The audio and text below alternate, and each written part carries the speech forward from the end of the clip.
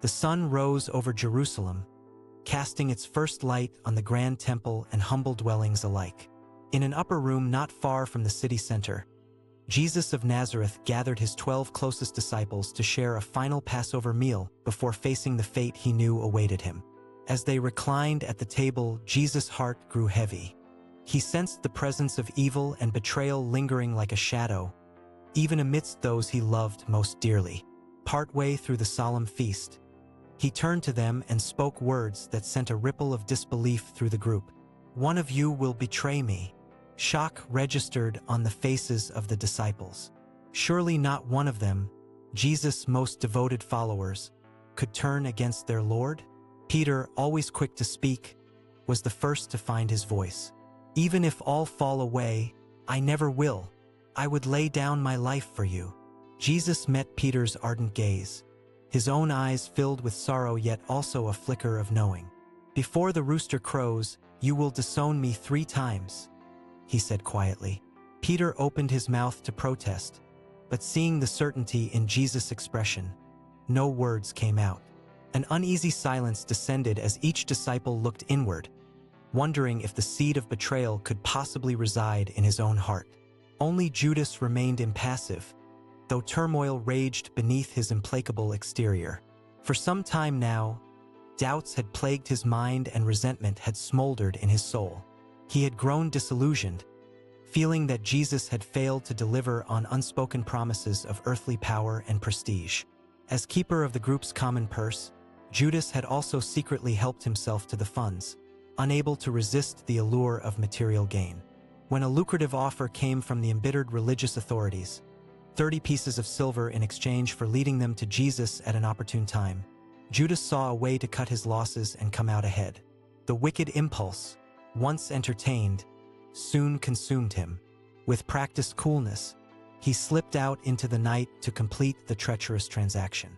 Jesus watched him go, heart heavy with the weight of what was to come. He yearned to gather his remaining disciples close, to wash their feet in a final gesture of humble servanthood and equip them for the mission that would soon fall to them. Yet he also felt the press of time, the need to commune with his Father before facing the ultimate test. Signaling to his disciples, Jesus led them out of the city, down the familiar path to Gethsemane. The ancient olive trees spread their gnarled branches, offering sanctuary. "Wait here," Jesus instructed the group, before withdrawing further with his inner circle, Peter, James, and John. A sense of dread settled over Jesus as he contemplated the suffering that lay ahead. Separation from his Father, the crushing weight of humanity's sin, the scorn and brutality that would be heaped upon him. It was almost more than he could bear. Turning to his closest friends, he confessed his anguish. "My soul is overwhelmed with sorrow to the point of death. Stay here and keep watch with me." But as he poured out his heart repeatedly in agonized prayer, Jesus found no solace in his companions. Time and again, he returned to find them asleep, oblivious to his torment. The gulf between divine and human understanding had never felt so vast. At last, alone in his supplication, Jesus received the strengthening presence of an angel and the confirmation of his Father's will. He would drink the bitter cup, even to the dregs. Rising to his feet, he now faced the arrival of his betrayer with resolve. Judas approached, a contingent of armed soldiers at his heels. With feigned affection, he planted a kiss on Jesus' cheek, the prearranged signal. In a moment of searing clarity, Jesus locked eyes with his betrayer. "Judas, are you betraying the Son of Man with a kiss?" As realization dawned on the disciples, they sprang into belated action. Peter drew his sword and lashed out, severing the ear of the high priest's servant. But Jesus rebuked him, making clear that violence was not the way of his kingdom. With a touch, he healed the wounded man, then permitted the soldiers to lead him away. Judas watched mutely as his master was dragged off, bound like a common criminal. He had expected to feel triumphant, but instead a sickening sense of wrongness flooded his being. What had he done? As the weight of his betrayal crashed over him, Judas fled into the night, desperate to undo his unforgivable deed. The disciples, too scattered, fear overtaking their former bravado. Jesus had warned them that this night would be a sifting, a time of testing that would leave them feeling lost and adrift. Peter, however, could not bear to abandon his Lord completely. At a distance, he followed the procession to the house of the high priest. There Jesus faced a hastily convened council, the religious leaders having already determined the verdict they desired. False accusations flew as they sought to build a case against him, yet Jesus remained silent, refusing to dignify their farce of a trial. Only when the high priest demanded to know if he was indeed the Messiah, the Son of God, did Jesus answer, "You have said it, and one day you will see the Son of Man seated at the right hand of power, coming on the clouds of heaven." Incensed, the high priest tore his robes in a dramatic display of outrage. "Blasphemy," he declared. "Why do we need any more witnesses? You have heard it for yourselves. What is your judgment?"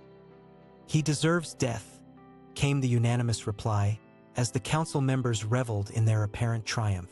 Turning Jesus over to the temple guards, they subjected him to a night of cruel mockery and abuse, delighting in his humiliation.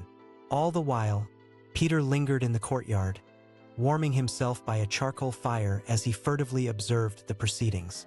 Thrice he was approached and identified as a follower of Jesus, and thrice he vehemently denied it, terrified of sharing his master's fate. Then the rooster crowed, and Jesus, led out at that moment, turned and met Peter's gaze. In an instant, the disciple remembered his earlier boast and saw it for the empty posturing it was. Overcome by shame, he fled into the night, bitter tears coursing down his face. As dawn broke, Jesus was hauled before Pontius Pilate, the Roman governor. The Jewish leaders, knowing their own court held no authority to exact the death penalty, now sought to frame Jesus as a political threat. "We found this man subverting our nation and claiming to be Christ, a king," they alleged. Pilate, astute enough to recognize trumped-up charges when he heard them, interviewed Jesus privately. "Are you the king of the Jews?" he inquired, seeking to understand the man before him. Jesus' reply was cryptic yet revealing. "My kingdom is not of this world. If it were, my servants would fight to prevent my arrest. But now my kingdom is from another place." Intrigued yet frustrated by Jesus' enigmatic responses, Pilate could find no real fault in him. Attempting to absolve himself of responsibility, he sent Jesus to Herod Antipas, the puppet ruler of Galilee. But after entertaining himself by interrogating Jesus and clothing him in a mock-regal robe, Herod simply returned the prisoner to Pilate. The governor, increasingly uneasy, sought to release Jesus, knowing he had done nothing deserving of death. But the Jewish leaders skillfully manipulated the crowd, inciting them to demand blood. "Crucify him!" they shouted again and again, until Pilate reluctantly capitulated. Washing his hands in a futile gesture of innocence, he handed Jesus over to face the cruelest of executions. Judas, meanwhile, watched these events unfold with growing horror. He had thought he was done with Jesus, ready to move on to greener pastures. But the sight of his former master, beaten and condemned, shattered his flimsy self-justifications. Overcome by remorse, he sought out the chief priests to return his blood money and recant his betrayal. But they merely shrugged, unwilling to implicate themselves. "What is that to us?" they replied callously. "That's your responsibility." Judas looked at the silver coins in his hand, once so alluring, now a symbol of his irredeemable shame. Flinging them into the temple, he fled into the wilderness, unable to bear the weight of his guilt. There, in a final act of despair, he took his own life, leaving his shattered pieces to be swept up by those who had used him for their own ends. As Jesus staggered under the weight of the cross, his body already ravaged by the brutal scourging inflicted by Pilate's soldiers, he reflected on all that had brought him to this moment. The years of ministry, pouring himself out for the poor, the sick, the marginalized.